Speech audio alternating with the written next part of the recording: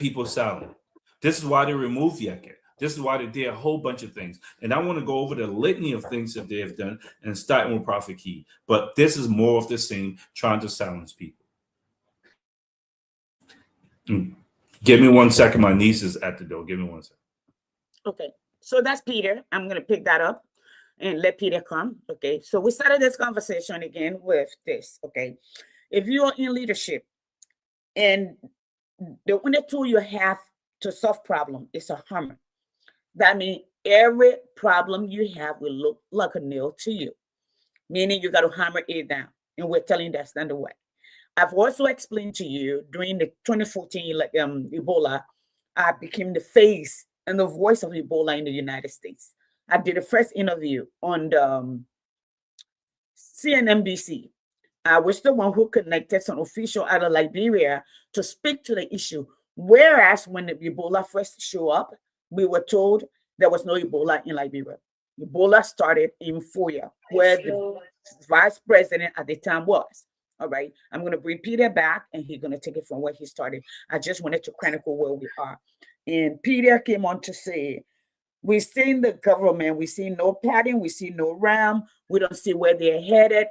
They're just doing something for doing something to say we did this. We went back to the yellow machines. Okay, here he goes. Yes, Peter.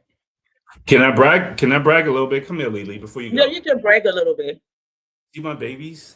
Look at their faces. Hey, beautiful. I remember when they were little. Yeah, they're not little anymore. Yes. Anyway, they're the ones who were harassing me and knocking the door. Those are the ones Right, that but when anyway, that when you were out and they wanted snacks and you were complaining. yes, them, yes, them. Those are my world. Anyway, so yeah, so forgive me for being a little distracted, but yeah, it's the over policing and over everything of what we do in a country, right? There's a pattern here of how you go about running a country. There's a blueprint. We don't need to invent the wheel, right? That's it. So when you talk with these people having putting this woman in jail, there's a pattern of again, there's a pattern of them doing this, right? Mhm. They want to silence people. Um, they want to intimidate people. Okay, they want to intimidate people, and the reason they want to do that is the people who can get the word out to the general public, like this government is inadequate in this way. They don't want that. They don't want these people talking. So what you Mhm. do to silence them, and here's the thing: just as there's a pattern for building a nation, there's a pattern for silencing dissent. It's Yes. not brand new to Liberia. It's not brand new to Right. any particular country. It's been like that since primitive time, prehistoric time. It's been like that during before the Enlightenment. This is human nature. They had people called absolute despots. A despot is just a king. An absolute despot is a person who rules without any regulations, any rules, any written constitution, right? Those Mhm. are absolute despots, and they believe their authority comes from God because of what they call divine right. God Divine made me right. king, Yep. okay? Indeed. Because God made me king, so therefore, going against anything I said is going I against say God, it and is the you, decree. Without decree, yes, it's absolute. Yes. yes. And that's how these people want to rule. They want to rule with decrees, right? So it's not Mhm. just about this woman. We don't have systems in place, right? So therefore, when you say, oh, there's Ebola, to them, what they hear, what it comes across as, oh, you're saying that we aren't doing something, we're not prepared. Why is it coming from you? How come the government didn't tell us first? So because they don't want any strikes against them, they will stop anyone who has a propensity to tell the world what they're doing, right? Or where they're lacking. And that's what this is what we're seeing now in Liberia is, right? If we go all the way back, let's go all the way back. And I know I keep bringing up the Prophet Key thing, okay? When they when the Supreme Court can create an unconstitutional precedent. Unconstitutional. It's never happened before. There is Yeah. no bill for Tina. You can't. The Supreme Court cannot originate cases that does not No, they involve a can't. foreign.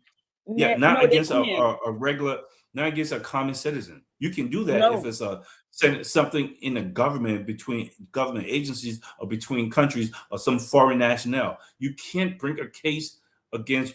You can't have original jurisdiction against for a case against a citizen. We did that, so we set a precedent of something just so to appease the Supreme Court Chief Justice. Well, this is what this government does. They will skirt and bend the rules to get to bully people into silence. We're gonna show you. Um, Ellen did the same thing. Go back to Graves.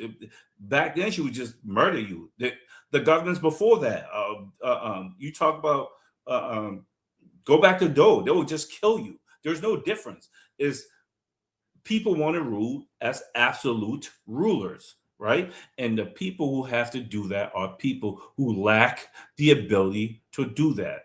Let's look at our country. The job of the government, my people, is to make sure that the well-being and that there's an easeability of people meeting their basic needs. Sure, me. When I say basic needs, I'm talking about food, shelter, clothing, healthcare. Tell me, show us, how is the government advocating, fighting to make sure that happen? They're not. They're wasting money on yellow machines. They're wasting money on cars for agencies. They're building roads that we don't need when we have other innovative ways to get people around. This government is grossly inadequate. The people in the government are like the people in the government. They hire people who are just like them. Anyone who stands to expose them, they silence. They silence. That's a dictatorship. That's a dictatorship. We don't have a democracy. Okay, we have a plutocracy. Okay, we have a plutocracy because these are the same people who are able to send their kids to America to go to school or to England to go to school, right? Why? Because they again take the money from the government that they didn't earn and pay for their kids to go to boarding schools. A bunch of them here, right? Hmm. Boarding schools. I want to say boarding schools. I'm talking about high schools that cost 80,000 US a year. That's where the Hmm. kids are. Their Hmm. generators burn more fuel. We spend more money on fuel for their generators than we do on healthcare for an entire Healthcare town. or classroom for each person Who's for a about to go whole. to the classrooms, Yes. right? Our teachers combined in the whole country, the entertainment budget of the Senate Pro Tem is higher, bigger, much than all of the professors, all of the teachers combined. So when you say where they're headed, that's not their priorities because they didn't come into government to problem solve. They came into government to enrich themselves. They came to government because they have some entitlement to leadership because they feel like that has been bequeathed to them over generations. Mom, pa was this minister, so I'm a minister. Well, your pa sucked just as much as you sucking now. You're bad at your job. I keep going back to this. I said thank you to Ellen Johnson Sirleaf and people like her because a bush boy like myself wouldn't have gotten the information. I'm able to come to America because of the war and the instability she created, because she felt entitled to leadership, right? With her, whatever grandiose vision she has of herself, right? So, how dare you, countryman, overthrow people like me? We're going to kill you. And she was able to successfully do it with the help of the US CIA. And now the problem is a lot of us got kicked out. We got displaced, and some of us just happen to end up in a place where it's gonna that educated us. So now there are a bunch of us out there that's saying, "Hey, that's not right," because we see the pattern. Let me tell you something real quick, yes, and I'll close on this. There's this guy called Martin Luther, and this is going back to history. And Martin you Luther, talking about Martin Luther from the Bible? yes, well, he's not from the Bible, but he's the one who caused the the schism in the church, right? He's Oh, the it's 'cause- reason why we okay, have yeah, all okay, of yeah, the I know, yeah, churches, yeah, I yeah, know who right? you're talking He about. Yeah, yeah. the it'll come to me in a second. The Reformation. The Hmm. Reformation is the Catholic Church used to be the only Christian church. The only Christian church was Catholic. The Baptists, Methodists, Seventh Days, Huguenots, all these people didn't. They came out of the Catholic Church, right? They came out of the Catholic Church during this what was called a Reformation because of this guy called Martin Luther, okay, that wrote a thesis. Here's where that came from. Martin Luther, the guy who broke up the Catholic Church, the church that had a monopoly on Christianity in the whole world. Hmm. The Pope was the God on earth. He was Jesus on earth at the time. He was more powerful than every king, okay. One guy with a thesis that he left on the steps of the church broke everything apart. Why am I mentioning Martin Luther and what does he have to do with Liberia? Well, Martin Luther, the reason he was able to challenge the church. Oh, what was in the thesis? The thesis literally said um, the priests are not supposed to be drinking, having kids. The priests was living like rock stars back then. They were like a bunch of puff daddies, right? Having multiple kids, wives, and they're not supposed to get married. They were drinking. They were doing anything you could think about because it was the highest paid position. If you become a priest, it's like being in the Liberian government. You were the man. Okay. So what happened with Martin Luther, he studied to be a priest. He studied, he went to the monastery and he studied. So what Hmm. does that mean? Well, Martin Luther knew what the priest was supposed to be able to do and not be able to do. Back then, 99% of the people, I'm not going to say 99, probably 95% of people were illiterate. So they didn't read the Bible for themselves. So the priest and the church told them what God wanted. They couldn't examine. What was bad for the church at the time, um, the creation of the printing press came about. So now they could make more copies of the Bible and people were getting more literate.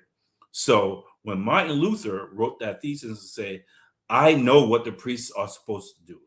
Okay. The church was trying to build a cathedral. They were telling people, they were selling this thing called indulgences.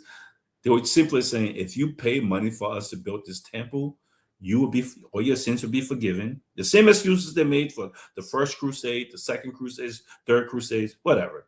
All your sins will be forgiven. And not only will your sins be forgiven, your family members' sins will be forgiven.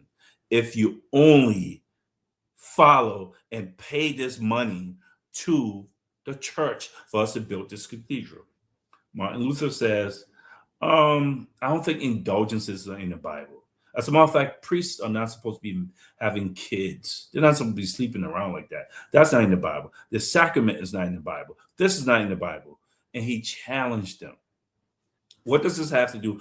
And this, there were so many people who was like, yeah, we thought so, but they didn't read the Bible for themselves. But that one man exposed the church and caused a schism in the church and broke up the entire church. So now we have all these Christian churches that came out of that rebellion, and we called it the revolution, the Reformation.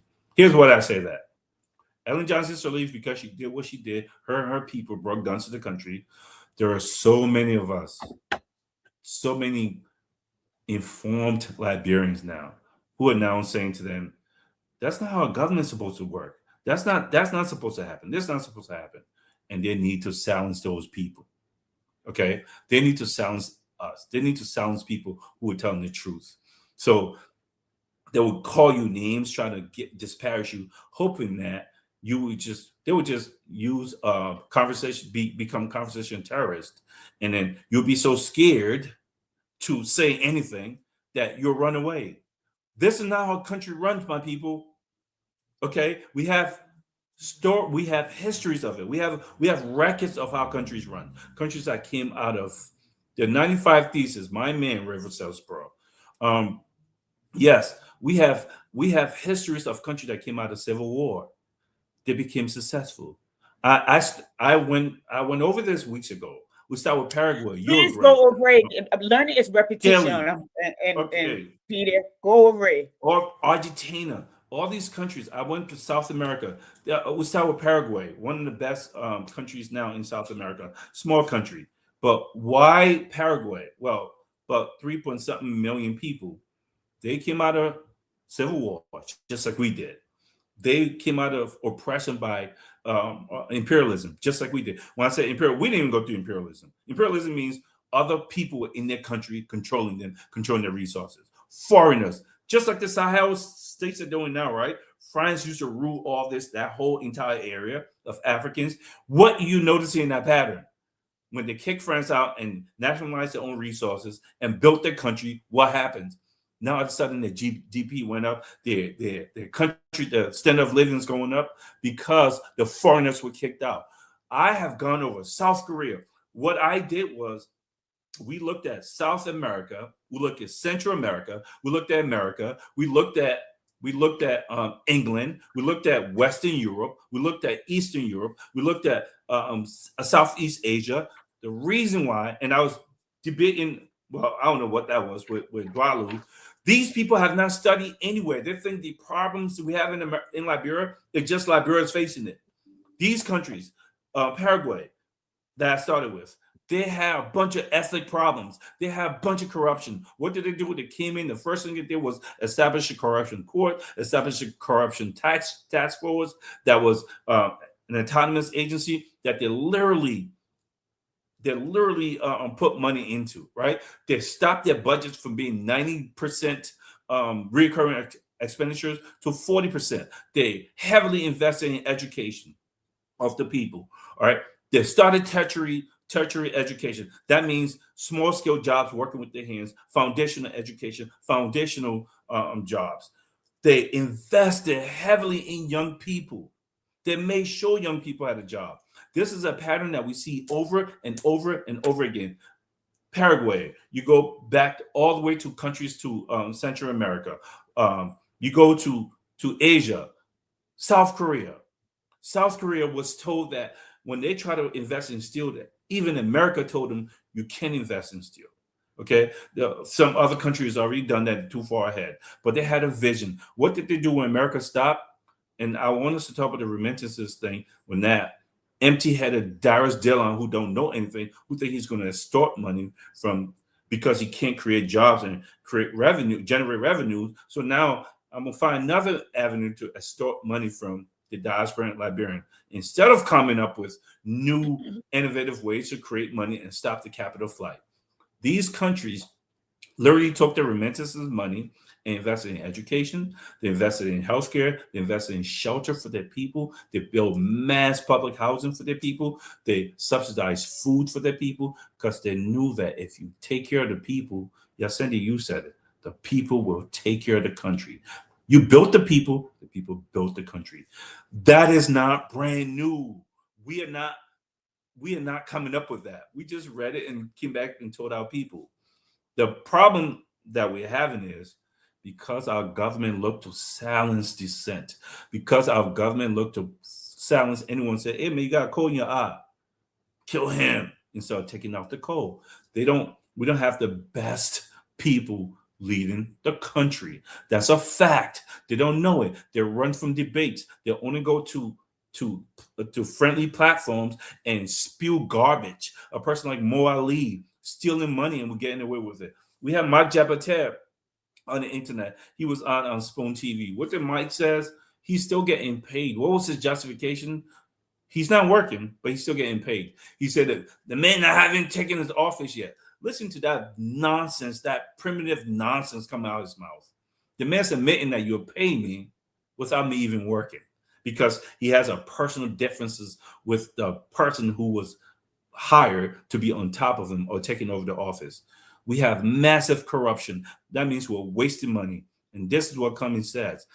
When you guys are keep running out there, go to IMF that puts all these restrictions on you if you're going to take their loans, which we've done over and over again. We're not talking about how we're going to pay back some of this money so we're not beholden to foreigners. So now they're always going to make the rules for us. Personally, my job is saying that, oh, I'm not I'm not working, but I'm still getting paid.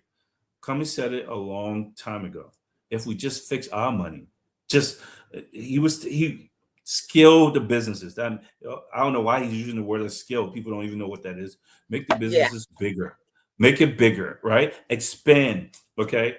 If you just do those things, we really don't need the help that we are asking for.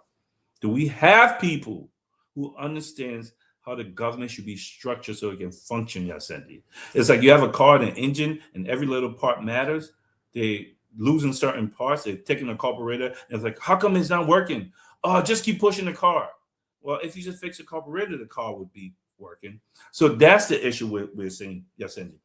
Everything we talked about goes back to what I told you about Martin Luther. The fact is, some of us study this stuff because we're forced out of our country.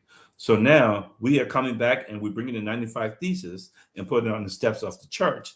And we're saying, no, this is not how it's supposed to be. And the church is like, you know what they did with Martin Luther, right? They hunted him down. He had to run to Germany. Kill him for telling the truth.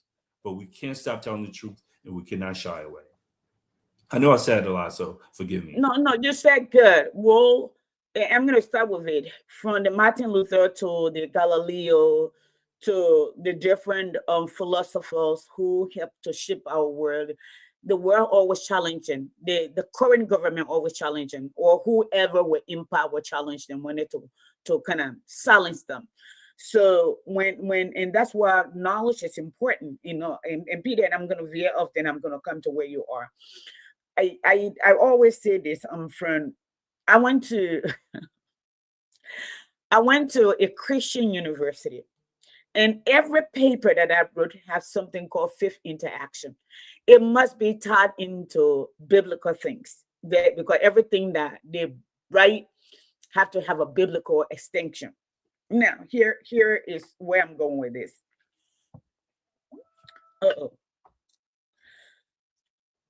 We have I have people coming at me and saying whatever they want to say. And what I say to them is, whatever the Bible says, it has a counter. And I talk about David and Solomon. We are the only people, the only race that don't fight together, that don't stand together per se. I mean, somebody will say, if you put the white people together, they're going to fight among themselves. But if it comes to the black people, they're going to do this. But this is not just white. Good people that don't need Bible to tell them to be good. And I always say to Peter, if you need the Bible for you to have empathy, you are not a good person. If you need laws to know taking things that does not belong to you is wrong, then you're not a good person. Because the only thing that separates you from violating other people is because the law will hold you accountable. In this case, no one is accountable in Liberia per se, where it stands. All right. Those who came before, they stole, they send their kids wherever they want to send them, and nothing happened. That's what they're doing. Now, let's come back here. I see this lady. This lady is a nurse. She's in the hospital. She looks pregnant. Peter, let me play this a little bit. I want to play this so people see what this girl look like. Okay. And you don't know her trauma. You don't know where she's from. You don't know if she was part of the Ebola. She survived. What I'm going to say is Liberia need to start suing their government if something goes wrong, because the children whose parents were doctors, who sacrificed with no PPE during the Ebola, most of them end up being homeless because they didn't have people to take care of them. Okay. I remember one of those children, two of them, Emmanuel Service have to take them to educate them. The government did not join in. We know family that my family, my cousin, his wife and his children, everybody got killed in West Point. That's where they were living. I didn't know until 3 years later. I went home and I was asking for him. They said, oh, he was in West Point and he and his whole family died. His wife and his children, 5 of them all died. Okay. Nobody left that family to go to Monrovia to sue the government because it was negligence. All right. But guess what they did? What they did, the government official, those who were in power, Peter, they hopped on the plane and they left the nation. to the point that Ellie got to come on the air and say, once you're in the position of power or policymaker, a minister, deputy minister, or director, and you leave the country, okay, when you come back, you do not have a job. That's what kept some of them there, but majority of them left. I started the conversation saying, we got to really confirm that there was Ebola in Liberia when Sawyer were in Nigeria and got cut and could not board the plane to America because he had Ebola. Although for almost months, the people were telling us Ebola started in Foya, where people came from Sierra Leone and got on the motorbike and made it to Monrovia. Not, let's say now, they say it was a lie, which ended up to be true. All right? Over 4,000, if not plus more, died. The world over were projecting 1 million if Ebola lasted till December, we're going to die. So we had 3 theories. They do nothing, that by December, 1 million were going to die. You have another theory that said the Liberian people and the international community come together, and then they had a projection, and they said we will let the people lead the charge, and we will support. That was the 3rd theory, all right? And Peter, let me say this, and you can come in, and then I'm going to maybe touch what you said. What was sad for me is, like I said, I was the face, I was the voice, I was on all stations. In fact, I challenged Governor Deal in the studio with NPR. Just know that time, this is like 12 years ago, a little younger, maybe a less experienced, okay?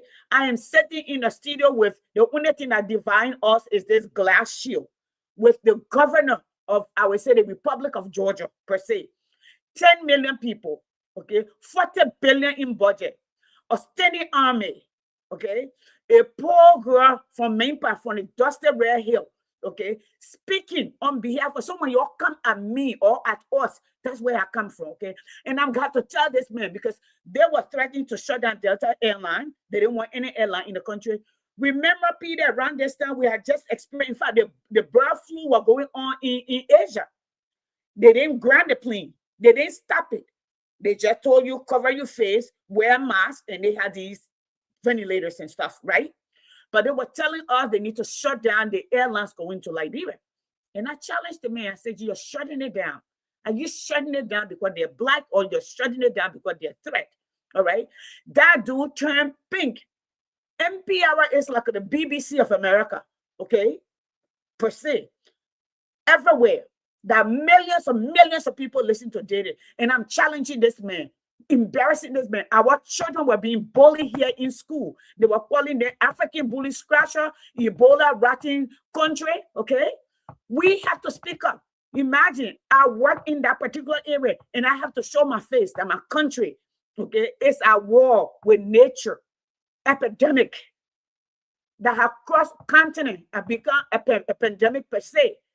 But you guys are saying because they're hiding. So what I'm going to tell Liberian people is, if your people, anything comes into the country hereafter, we have to start empowering our people to sue the government, because that means they intentionally, okay, risk the lives of the citizen to keep their lives going.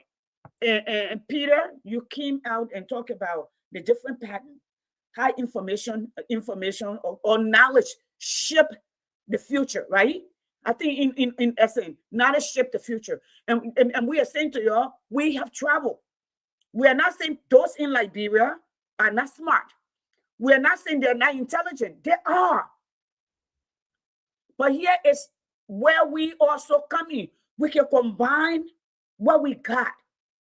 The ones that are traveled, the ones that have studied how nations are built, the nations that are closer to us in dream, where we want to take our country, okay? How about we work together? How about we don't get the people that run in front of the line be the least among us? It's only Peter in the human arena that they are the weak among us. We allow them to lead us. In the wolf pack, it's not the old that I lead. It's not the sick that I lead. It's not the weak that I lead. The bravest of them is in the front and it's in the far back, okay? And they sandwich the middle with the weak. So when one get attacked, the rest of them come to them. Even in in the lowest animal kingdom.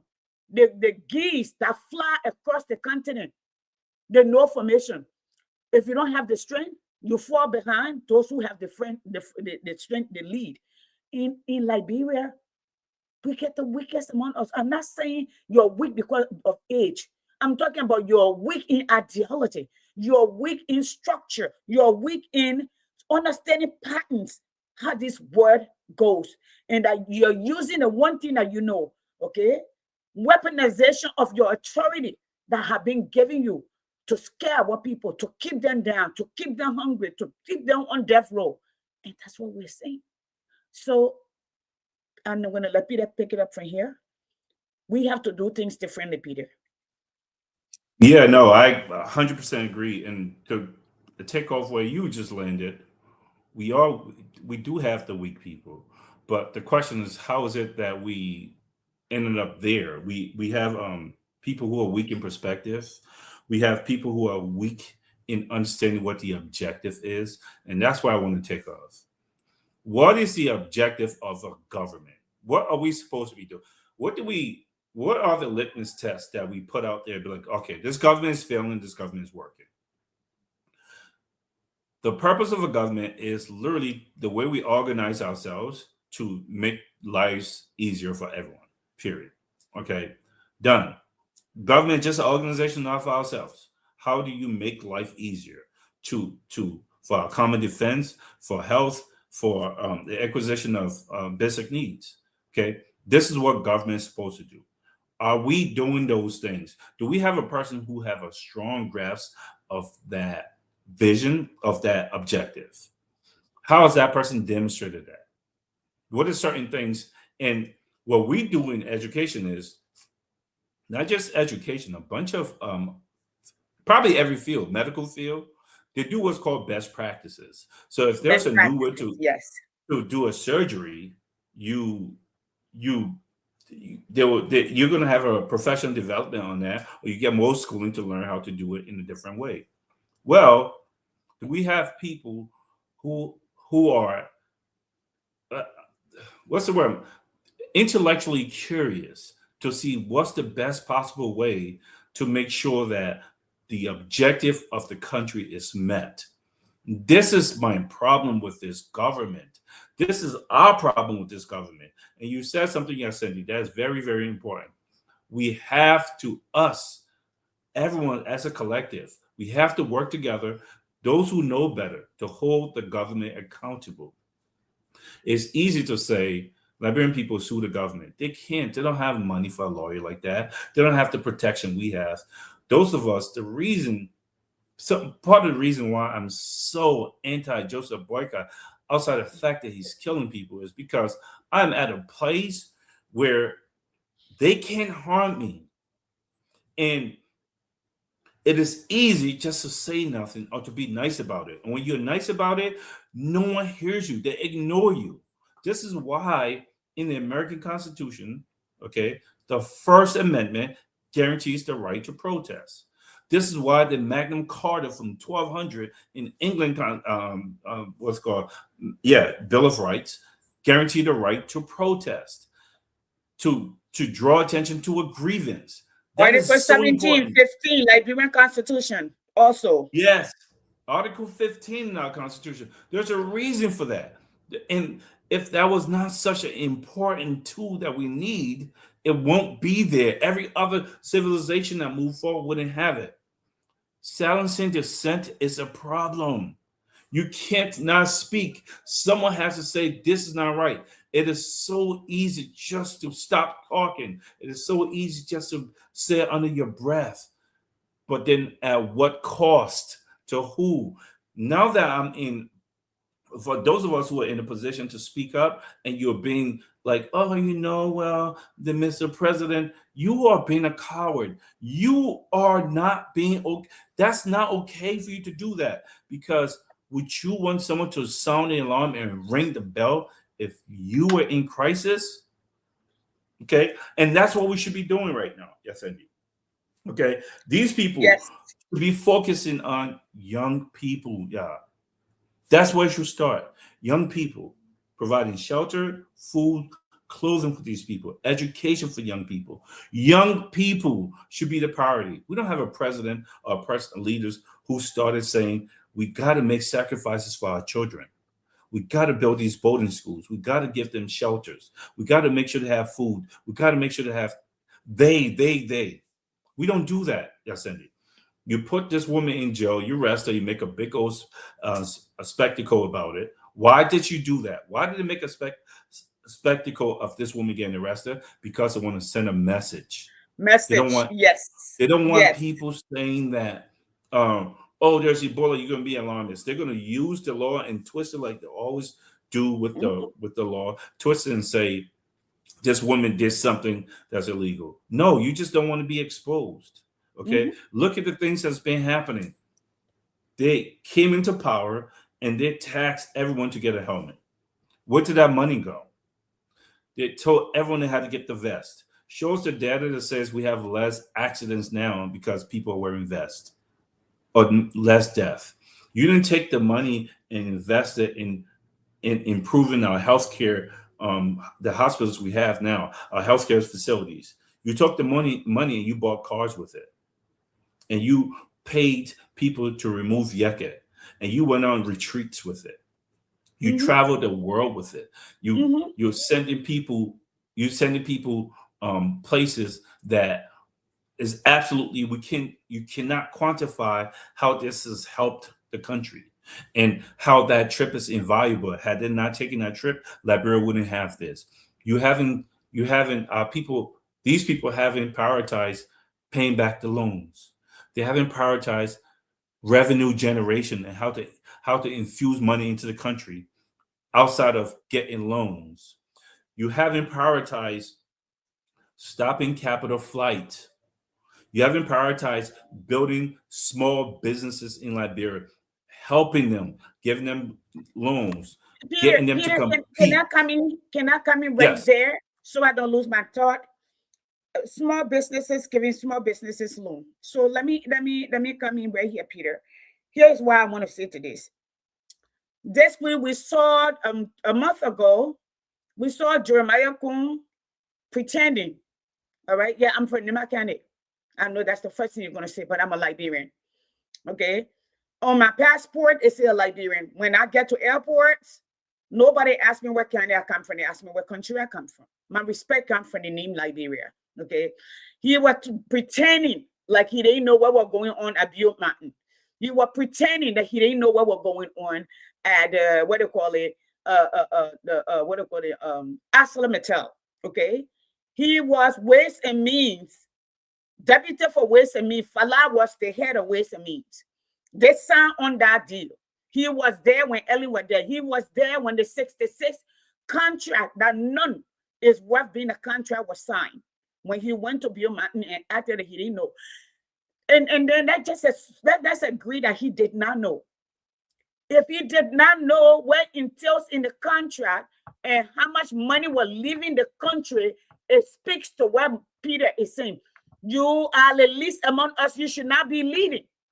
Because you, as the vice president, you from the Congress of Liberia for Ways and Means, okay, you should have know almost everything about the functionality of the nation where it's headed, those coming to our country to take our natural resources, what's in it for the Liberian people. This is not bitterness. This is not sarcasm. This is not hate. This is fact. This is knowledge, okay? That's your duty. It's like you're telling me you are the second in charge of what do you call it, Dell, but you don't know how much product is being shipped out.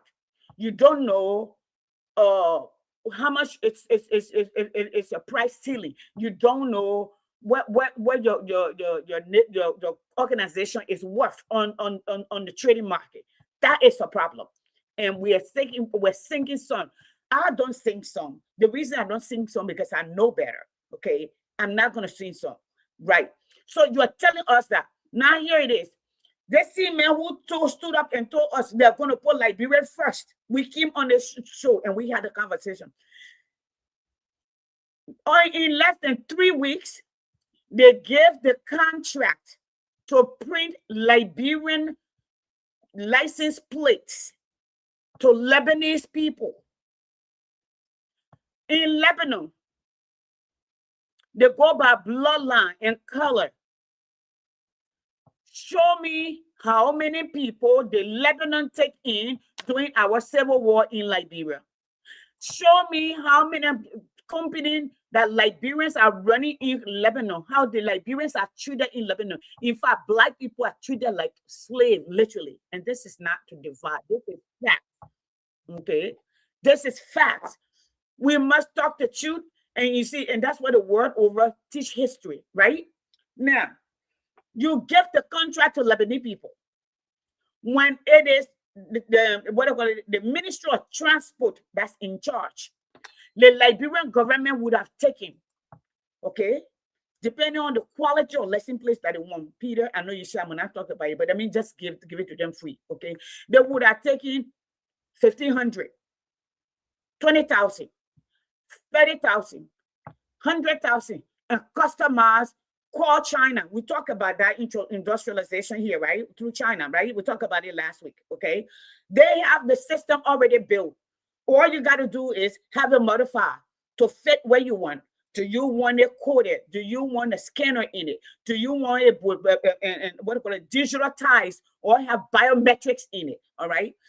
Let the Department of Transport, Ministry of Transport, train Liberians to do that.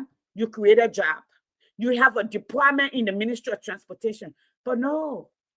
The first thing, the very Liberian people were talking about came to the platform and said, Liberian people get money? No, we don't have money. But guess what? We spend over $800 million a year that goes straight out of the country on capital flight for foreigners. You do that. But you say Liberia first. So how do you reconcile taking a department that's supposed to operate? How do you anticipate Liberia is going to change its future when you continue to suppress them, when you do not empower? All right? The Chinese are coming to your country. The people give them money to turn it around. They send them out. Japan give money to people who got idea to create businesses. Elon Musk did not come to America with money, but he came out with an idea. When he became U.S. citizen, they gave him contract as they saw him, and he built that up. That's why you got 70% of the working in America, the employment in America is by small businesses. Small businesses. What we call the mom and pop store or the break front, where you got 15 people, 20 people, 30 people, 50 people, 9,500 and 2,000 and 3,000 employees.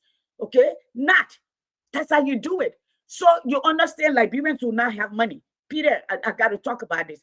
Liberians do not have money. However, you say, you know what? We want Liberians, maybe a group of 5 or 10 to come together, create a proposal. This is what we're going to do.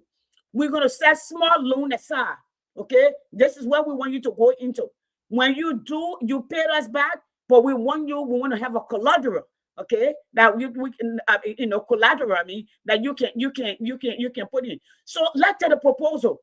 Who will be best? Not your family, but truly people who can do the job and deliver. And you as a government provide the resources that China is doing, that China is doing, that South Korea is doing, that Brazil are doing.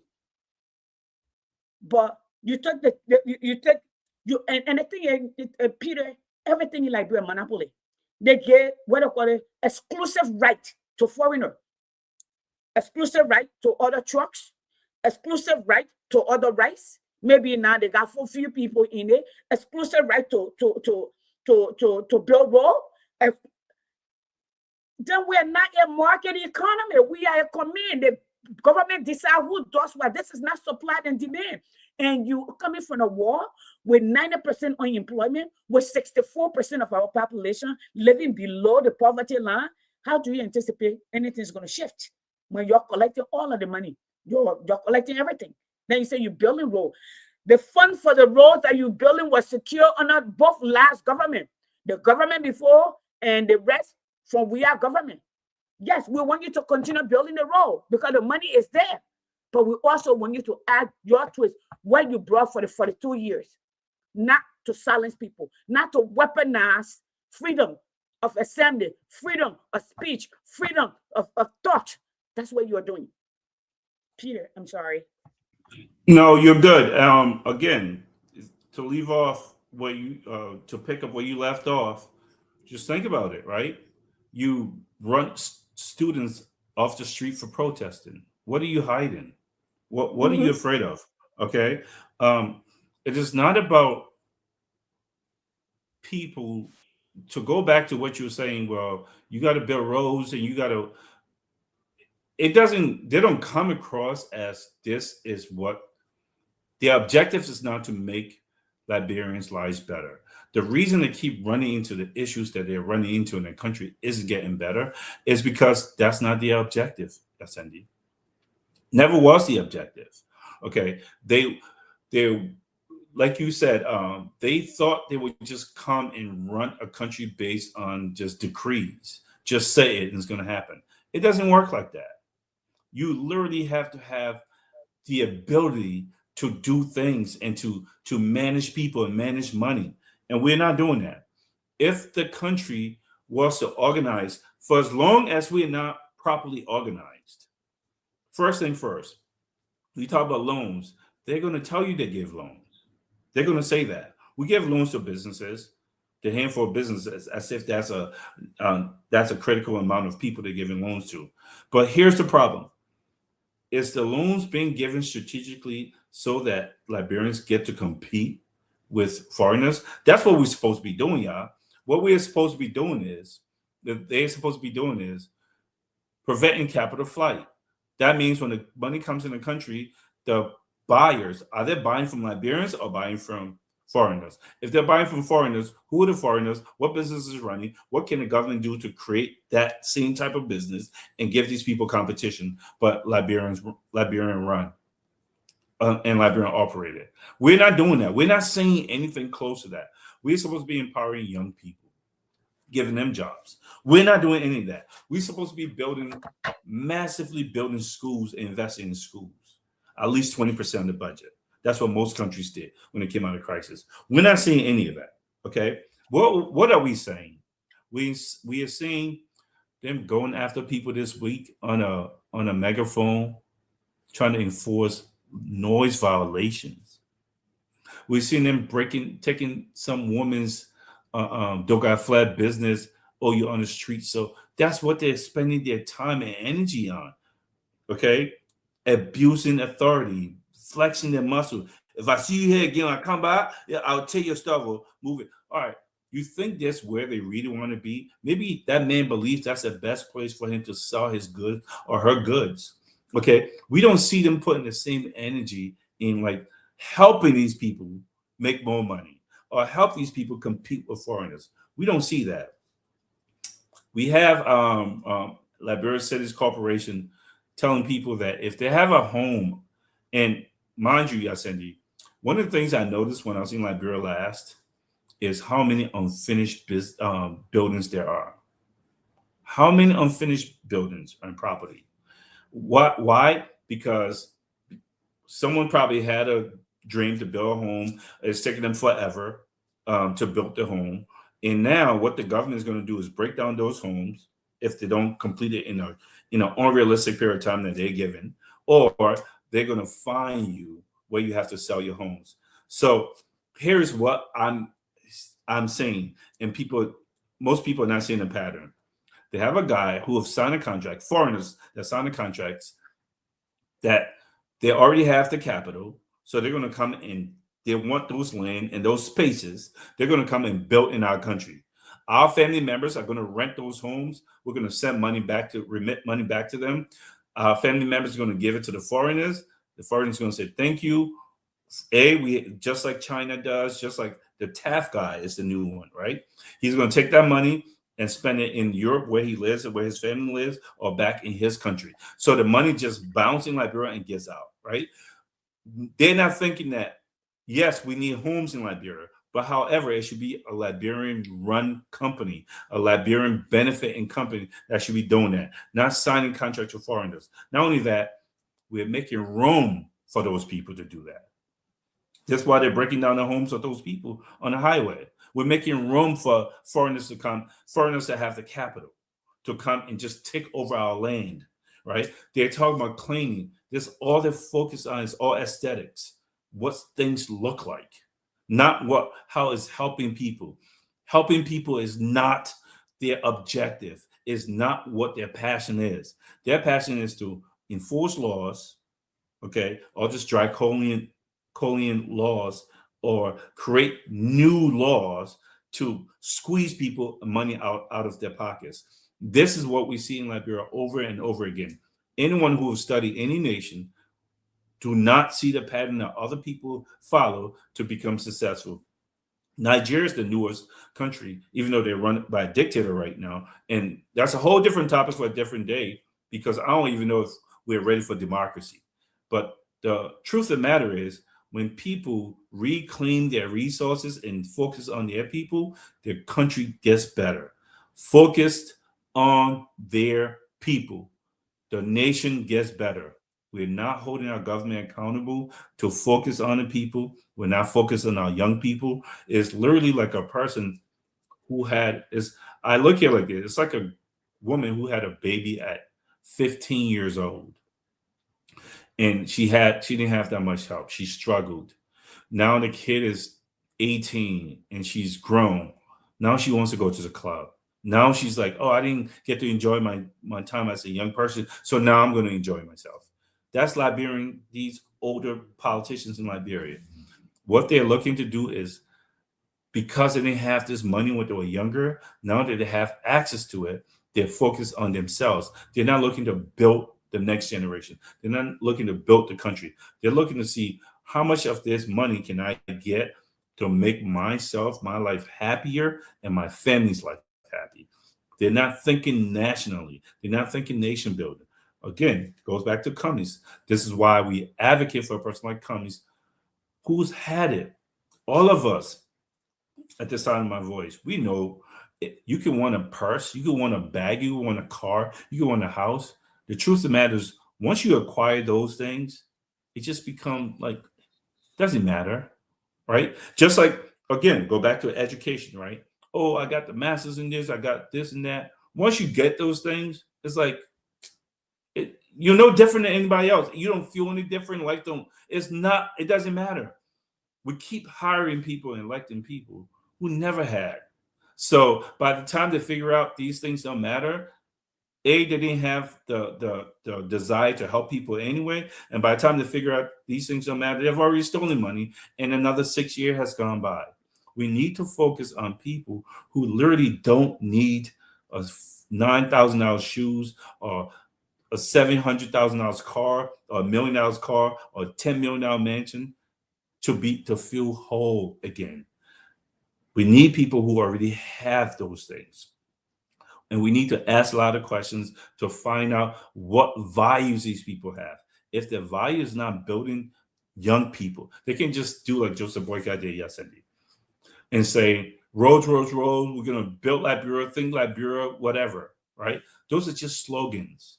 How has this man, what conversation is he having that manifests that this is what he cares about?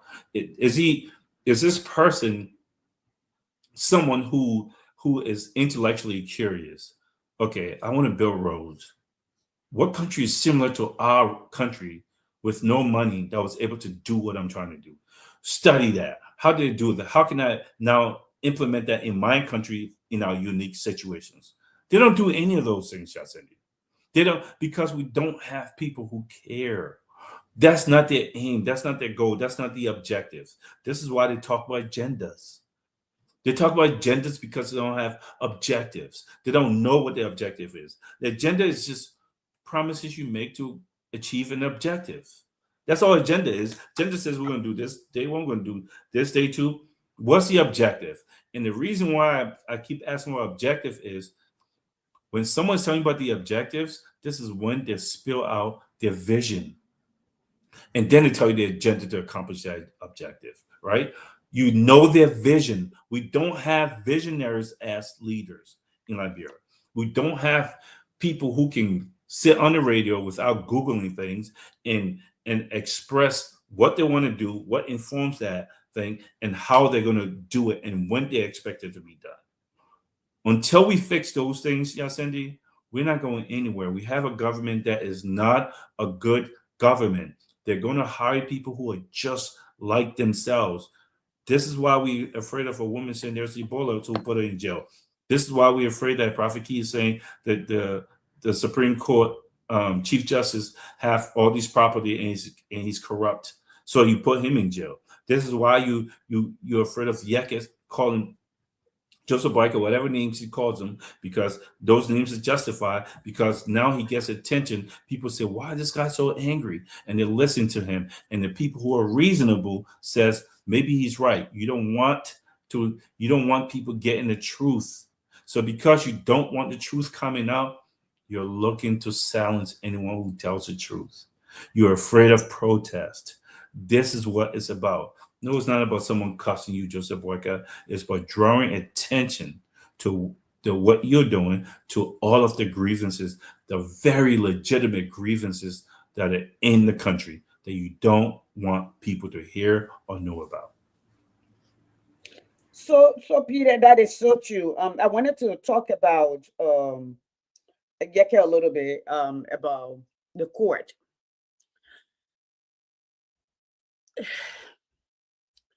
I'm trying to find a way to pull it where it's simple.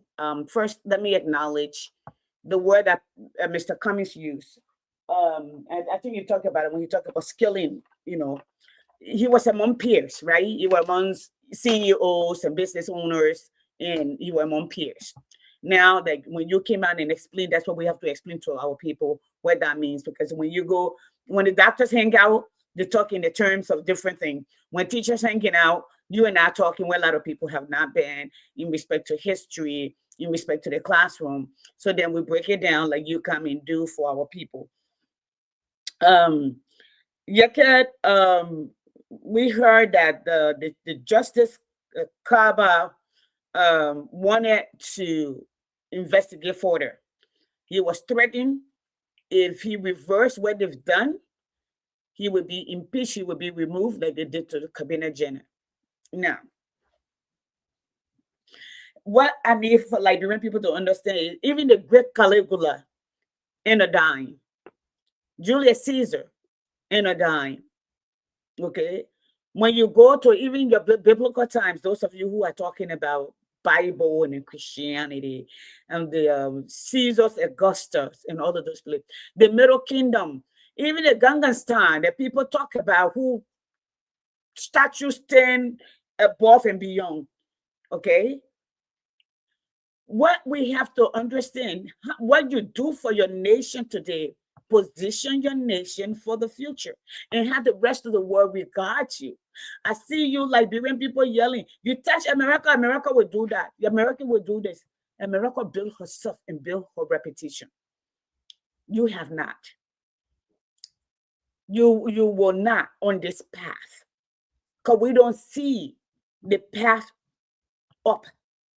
What we see is you going in circles, creating your own caste system, your own little sub-millionaires in your little corner, but all of you are in the same community, breathing the same air, okay?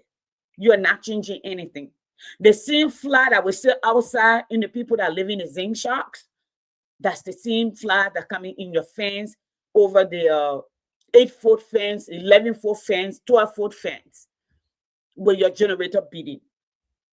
Out of the mountains and the villages and the water mean of the nation, those very young people, I know you're staying in circle with your sons and daughters, but some of your children will slip. They will find out that you're no good. They will end up dating those children from in the village like me. Okay? The one that used to ride the sidewalk taxi. The one that used to watch the bird. Yeah, you might keep some in the container, but you may not be able to keep all. And that's how the world change. So as Peter said, we want to change Liberia. We start with what knowledge.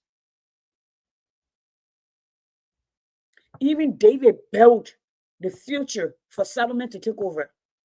The white people do the same. We're eating the crumbs of the floor. And we have to compete in every area. And we have to be the best among the best for us to get half of what they get. This is not to divide. This is the fact. But we have everything.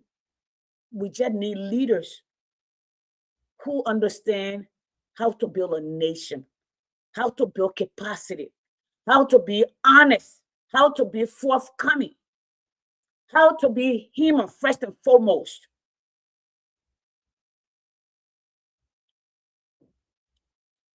You know, Peter, I know you saw me before. I love high heels. Now that I'm getting older, my knees does not allow me to.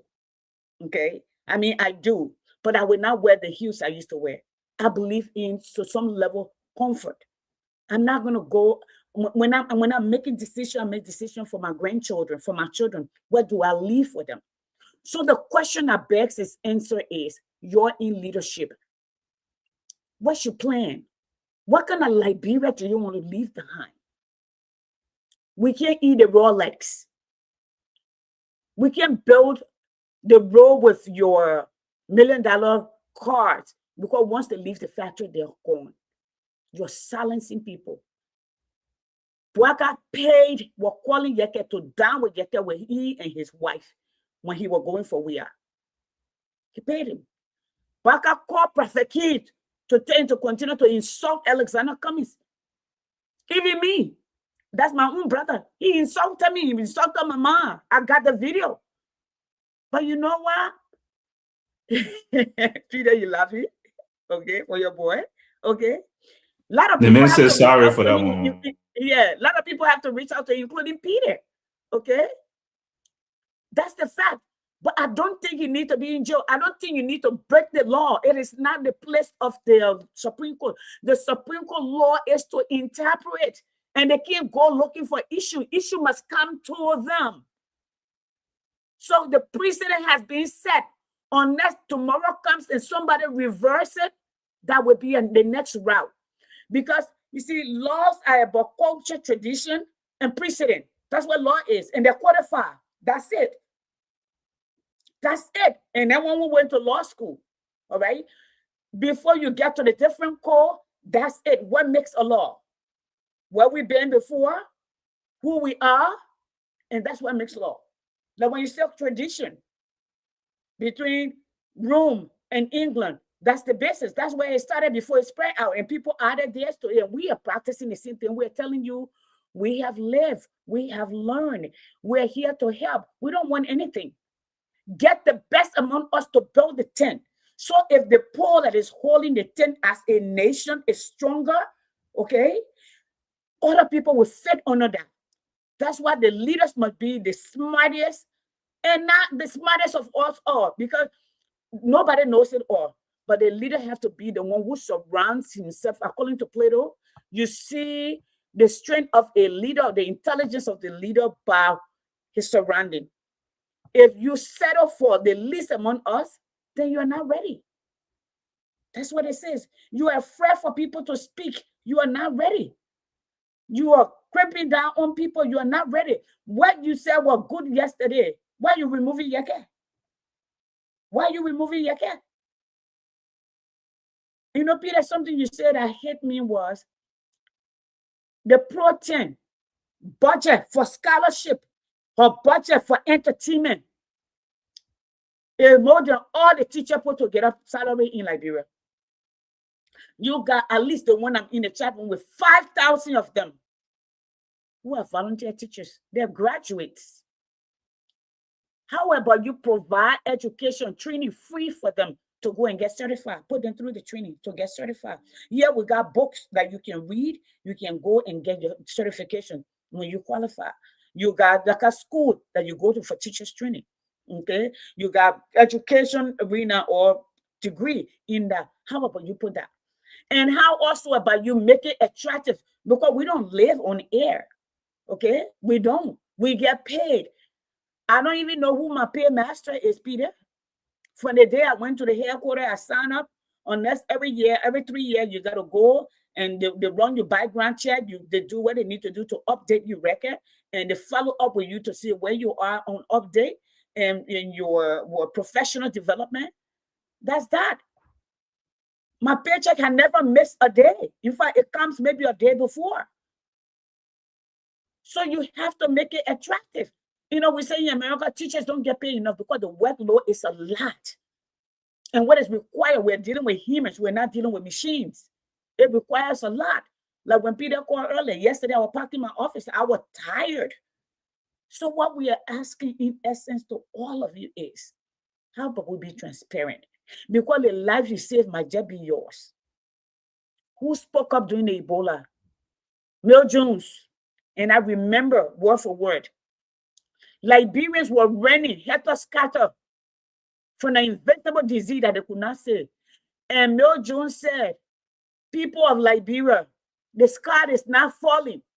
But if the sky is falling, there are still good men and women, patriotic men and women in Liberia that will hold up the sky that it will not fall on Liberia. Where was our president at the time? Where was our vice president who come from Foya? We're doing the same thing. Peter, I will end that. Liberians, we love our country. But we'll talk more about the money later, about the capital flight. I know we need to keep bringing it. We give you 800 million. It goes out of the country. You have Darius Delon telling us they need to increase. Listen, if Peter, let me say that maybe you don't remember this. When I go to Western Union or Money Grant and send money, they don't take money from it. They give the money to my people. For the people who created their app, okay, the same with War Remit, okay, Kindness Group, if you send money with them, because they're a smaller group, they created their own app, they also charge our people in Liberia. They charge us here and they charge people in Liberia. So Darius Delon, you can create job. You can create app for remittance and you can charge us. If you have brain, that way you will do. There is a young Liberian who created an app called Counter Group. He came to Liberia. I'm not even sure if he's still in Liberia. Okay?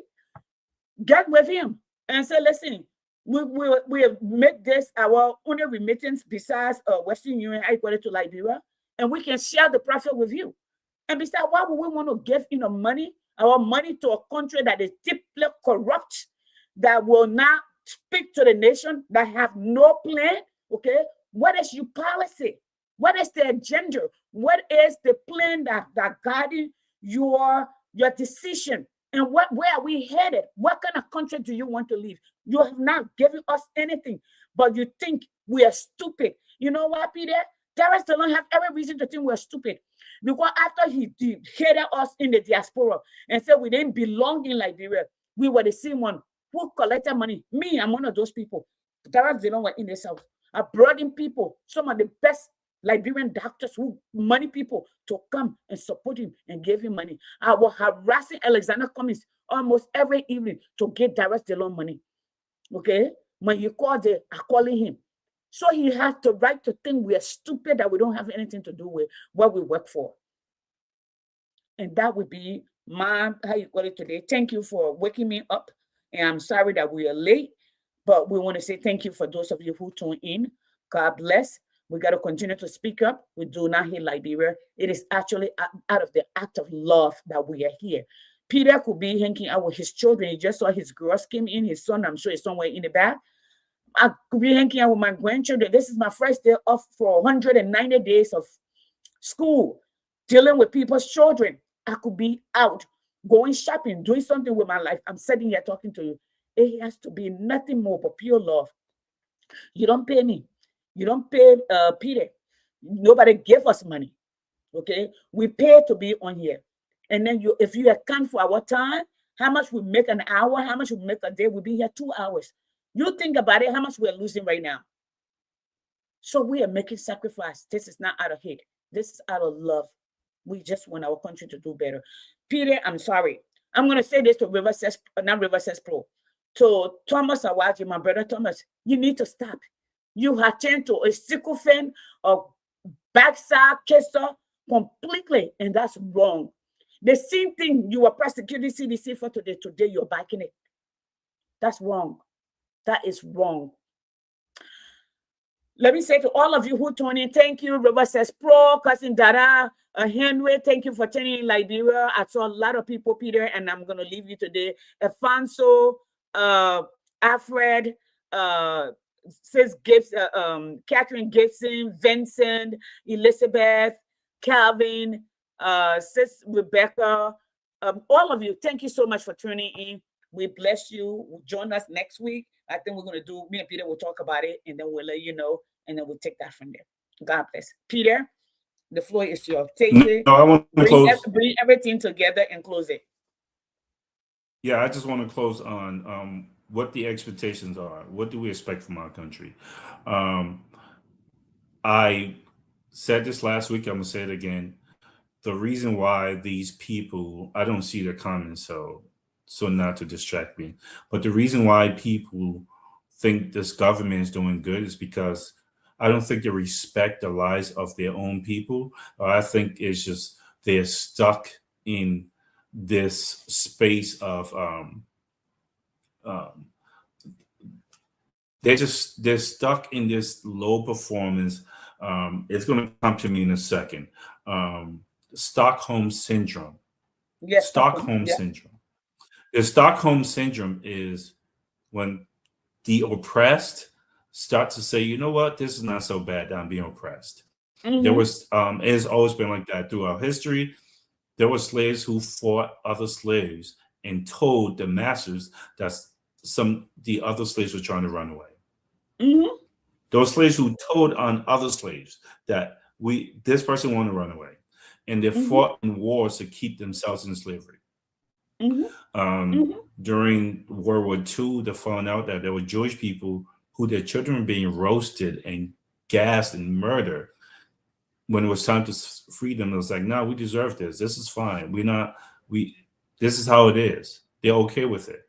They would have lived like that for the rest of their lives. So I don't blame the people who are saying, I expect to have people like that saying that Joseph Boyka is doing well, the country is going great. Okay. They just expect to be at that place in life. But the pushback is, for some of us, that's not our expectation for our country. We know that our country can do so much better. And we're going to keep asking. Because you picked a poor driver doesn't mean the car is defective. Just put a better driver. That you're crashing because of the driver. It's not because of the car. And that's what we're doing. That's what we're advocating for. We're asking for, to have a better driver, because things in our country should be so much better. The fact that you're accepting it tells more about you than what the country is. Okay. We need leaders that have humility. We need leaders that look to elevate the lives of the people. This is where comments comes in. We know that because we've had hours and hours of conversation. It's just like knowing people's character after you meet them. Okay. This is a person who has the characteristics that we need, the type of person we need to lead. Not necessarily just him, but someone like that. Okay. But him. All right. Someone who's going to put Liberia first. Okay, and break this plutocracy, what we have. Let me break down what I mean when I say a plutocracy. A plutocracy is simply a country run by just the rich people. In Liberia right now, the government is the 1%. So when you look at all the people making money in the country, government officials and people within government, they're amongst the top. Well, that's a plutocracy. Those countries are horrible countries. They persecute and they bully countries. Those countries never prosper when it's like that. In a country like even in America, government workers are not in the 1% of earners. Okay. The private sector people are. You can't have the purse and a gun in the same hand. These people make the laws, make the rules. They can't be the ones with the most money, because they're going to do whatever it takes so that they can maintain making the money. Okay. So we need to break the plutocracy. All right. This miscarriage of justice. Okay. Putting Prophet Key in jail, removing Yeke, removing Kabina Janet. You can't have a country without the rule of law. You can't have a democracy. Okay. Putting students in jail. I just saw DJ Blue was having a town hall, whatever he was having, and students showed up to protest. to And protest, guess what he and they did? brutalized them. I just saw that. And he got his supporters to throw rocks at them, throw chairs at them, beat them up. You know why those people showed up to beat those kids up? Because they know they will get away with it. We don't have a Yeah. country that is governed by the rule of law, and hmm anything you say past that is dog eat dog. Anyone, everyone for themselves. That's a country in crisis. We hmm don't have a good. We don't have a real country, guys. Okay. Um, there are a lot of people suffer from this cognitive dissonance. That just means that, especially people who are watching these lives, they know what's better, but they also support this thing. They've seen better. Again, they might think that this is all Liberia can produce. Again, that speaks more about you and what you know than it speaks for the reality of Liberia. But they have this cognitive dissonance that you're supporting a country that's not really living up to its values. We're not growing. You think building roads is growing. It's not. We're not doing anything anyone else who was in our position did to grow. So now you're struggling, and all you want to do is throw insults at people and make excuses for it. This is not a country we're going to be okay with, and we're going to keep protesting. Okay. We must invest in young people. And let me say this, young people, those people throwing chairs at DJ Blue, um, town To hall, the whatever he students. was doing. Let me say this to those students. Students, and I will close on this. You must be the conscious of change. Students, young people, your future is way ahead of you. Stay ahead of you.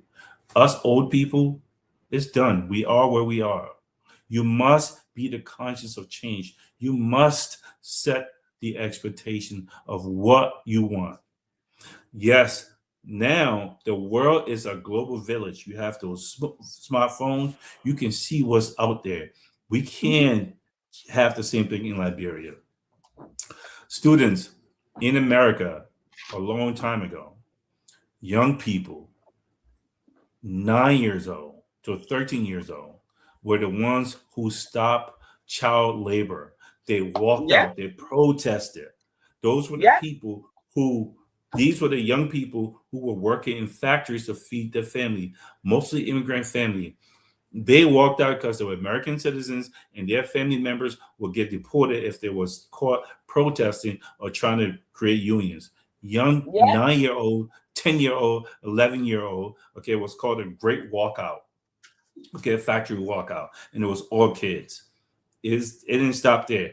There were kids who in America stopped the protest, the Vietnam War that young people were going to war about. It was young Yeah. people in America that forced the American government to bring down the voting age to 18 because Yeah. they protested. They said, I'm not going to go to war when I'm 18 years old if I can't vote. It I was can young vote. people who did Yeah. that. It was young people who went to Selma that caused the passage of the Civil Rights Act and the Voting Rights Act of 1965, which culminated with the Immigration Act in 1965 that got Africans like us to come here and to be able to come here and get educated. Young people did that.